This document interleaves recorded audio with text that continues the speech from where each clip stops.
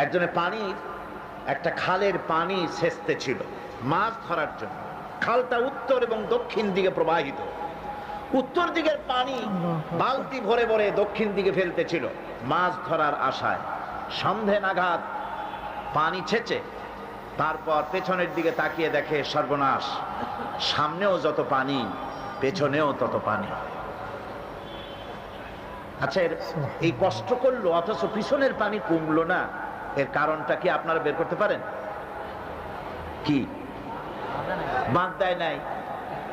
বাঁধ দেয় নাই, মাঝখানে বাঁধ দেয় নাই বলে সারাদিনের পরিশ্রম পণ্ডশ্রমে পরিণত হয়েছে, ঠিক কিনা? সুতরাং আমরা আমাদের জীবনে যদি আদর্শিক বাঁধ না দেই,